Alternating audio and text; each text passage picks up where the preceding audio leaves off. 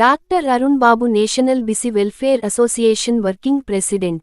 విద్యా సంస్థలు, ప్రభుత్వ ఉద్యోగాలు మరియు స్థానిక సంస్థల ఎన్నికలలో 42% బిసి రిజర్వేషన్లు డిమాండ్ చేస్తున్నారు. 52-53 సంవత్సరాల నుండి 35-40 కృష్ణన్న మొమ్మాటని చెప్పుడు కానీ ఆయన 53-54 సంవత్సరాల నుండి గొంతులేని వాయిస్లెస్ పీపుల్ కోసం ఆయన పోరాటం మొదలుపెట్టింది. వాయిస్లెస్ సెక్షన్స్ కోసం. ఎందుకంటే ప్రజాస్వామ్యం అన్నది ఇక్కడ లాయర్లు, హ్యూమన్ రైట్స్ వాళ్ళు ఉన్నారు కాబట్టి ఇది గ్రీన్ బుక్ లా మొహమ్మద్ గడఫీ రాస్తారనమాట. కొన్ని వర్గాలు ఒక 1% మాత్రమే ప్రజాస్వామ్యం యొక్క ఫలాలు అందుకుంటాయి. మిగతా అంతా పేదరికమే మిగులుతుంది. గొంతులేని వ్యక్తులకి, అర్థం కాని వ్యక్తులకి, అమాయకులకు, అర్భకులకు దాని ఫలితాలు రావు. కాబట్టి కృష్ణన్న నిజమైన ప్రజాస్వామ్యాన్ని అమలు చేస్తుండ్రు. పేద ప్రజల కోసం, గొంతులేని వాళ్ల కోసము. ఆయన ఏ రాజకీయ నాయకుడు కూడా 24 గంటలు అందరు రాజకీయ నాయకులు ఢిల్లీలో కూర్చొని పైరవీ చేసుకుంటారు. వాళ్ళు పార్లమెంట్కి పోతే కృష్ణన్ ఎమ్మెల్యే ఉన్నప్పుడు కూడా ఒక్క పైరవీ చేయలేని ముఖ్యమంత్రి దగ్గర 24 గంటలు ఇదే ఆఫీస్ పెట్టుకుంటూ ఈరోజు ఎంపీ అయినప్పుడు ఇదే ఆఫీసు. ప్రజాస్వామ్యం, నిజమైన ప్రజాస్వామ్యాన్ని కృష్ణన్న ఇక్కడ పాటిస్తున్నారు. అంతేగాని ఆ 1% ఎత్తుకపోయి మొత్తం గద్దల్లా ప్రజాస్వామ్య ఫలాలను ఎత్తుకపోయి పేదరికాన్ని పెంచి పోషిస్తున్న ఈ దేశంలో కృష్ణన్న నిజాయితీ గల నాయకుడిగా, నిబద్దత గల నాయకుడిగా 99% పేద ప్రజలు, గొంతులేని ప్రజలు, మూగజీవుల పక్షాన పోరాడుతున్న నిజమైన నాయకుడు. ఎందుకంటే మొహమ్మద్ గడఫీ చదివిన పుస్తకం చదివినప్పుడు నాకు నిజంగా బాగా అనిపించింది అనమాట. భారతదేశంలో స్వతంత్రం పెరిగి మనం అంటుంటాం 50 ఏళ్లు, 60 ఏళ్లు, 40, 70 అది పెరిగే కొద్దీ పేదరికం పెరుగుతుంది తప్ప తగ్గిన ఆనవాళ్ళు ఎక్కడ కూడా లేవు.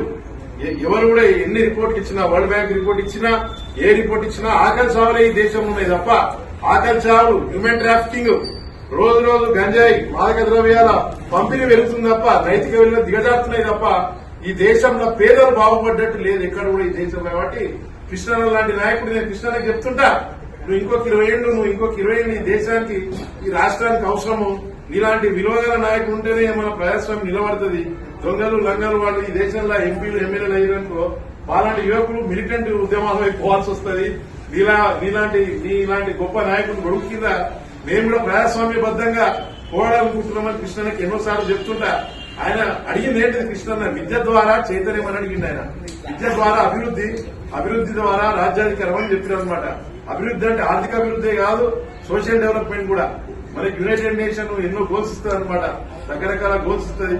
చైల్డ్ డెవలప్మెంట్, మాల్ న్యూట్రిషన్ ఉండొద్దు, ఆకలి చావులు ఉండొద్దు, స్కూల్ డ్రాప్అవుట్స్ ఉండొద్దు. అన్ని కూడా కృష్ణన్న ఒక వ్యక్తిని ఎక్కడన్నా బంగ్లాదేశ్ లో పంచమాలుడు మొహమ్మద్ యూనిస్ కి ఇచ్చిన అవార్డు, నోబెల్ పీస్ అవార్డు ఆ మైక్రో ఫైనాన్స్ కోసం ఏదో వాడు పబ్లిసిటీ చేసుకునే వాటి ఇచ్చారు ఆ పంచమాలుడు. కానీ కృష్ణన్న ఏ పబ్లిసిటీ లేకుండా భగవద్గీతలో శ్రీకృష్ణుడు చెప్పినట్టు ఏ ఫలితం ఆశించకుండా నిష్కామ కర్మని ఏదైతే చెప్తారో ఆ సిద్ధాంతంతో రోజు 1000 మందిని కలిసినా కూడా ఒక్క ఫోటో కూడా ఆయన బయట వాట్సాప్ లో పెట్టారు, ఫేస్బుక్ లో పెట్టారు. ఒక మంచినీళ్ళ గ్లాసు ఇంత మంచినీళ్ళు ఇస్తేనే అందరు యూట్యూబ్ లో పెట్టుకునే రోజులు కృష్ణ లక్షల మందికి ఫోన్లు చేస్తాడు, లెటర్లు రాస్తాడు. కానీ కనీసము ఎదుటి వ్యక్తి అరే పేదోడు ఎందుకు వచ్చింది, మనం పబ్లిసిటీ ఎందుకు చేసుకోవాలని ఒక ప్రోగ్రెసివ్ థింకింగ్ తోటి, ఒక అభ్యుదయ భావజాలంతో కృష్ణన్న గత 53 ఏళ్ల నుండి ఒక్కరోజు కూడా నా వల్ల డెవలప్ అయిందని ఏ రోజు ఇంట్లో చెప్పినట్టు లేదు, మీటింగ్ లో చెప్పినట్టు కూడా లేదు. కేవలం ఏ ఫలితం ఆశించకుండా నాతో పాటే వీళ్ళు అభివృద్ధి చెందాలి, ఈ పేదలు అభివృద్ధి చెందాలని ఒక దృఢ సంకల్పంతో నిజమైన నాయకుడిగా, బ్రోకర్ నాయకుడిగా కాకుండా నిజమైన నాయకుడిగా కృష్ణన్న ఒక అభ్యుదయవాది. ఎక్కడో వివేకానందం చూస్తాం గాని ఈ రోజు స్వతంత్ర భారతదేశంలో నిజమైన స్వామి వివేకానంద వారసుడిగా కృష్ణన్న ఈ రోజు తెలంగాణ గడ్డ మీద పుట్టడం నిజంగా కూడా మనం ఆనందపడాల్సిన విషయం.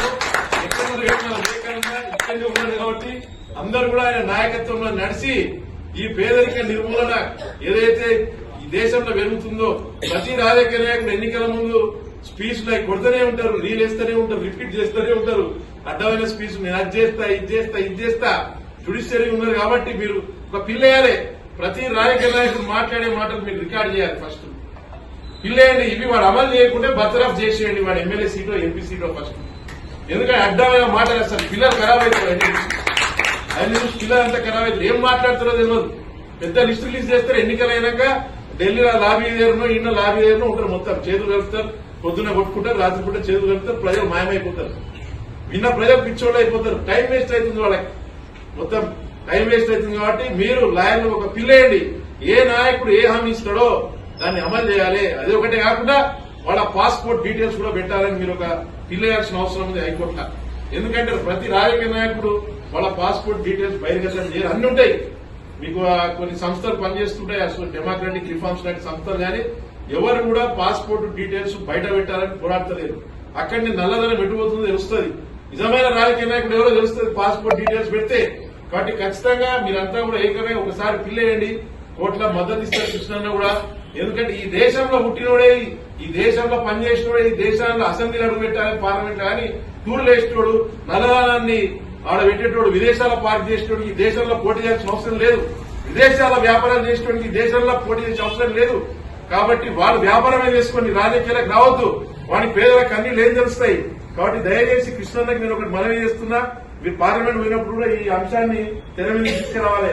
ప్రతి రాజకీయ నాయకుడు, ప్రతి ఉన్నత అధికారులు పాస్పోర్ట్ డీటెయిల్స్ ఎప్పటికప్పుడు బహిర్గతం చేయాలి. నల్లధనం అరికట్టడం కోసము కృష్ణన్న ట్రాన్స్పరెన్సీ, దేశంలో ట్రాన్స్పరెన్సీ కోసం ఇప్పుడు కృష్ణన్న పాస్పోర్ట్ తీసుకొస్తే కూతుర్ని చూడడానికి అమెరికా పోయిన తప్ప ఏమున్నది ఆయన పాస్పోర్ట్.